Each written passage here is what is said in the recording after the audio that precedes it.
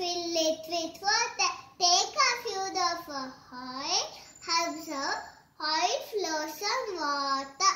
This is because density of oil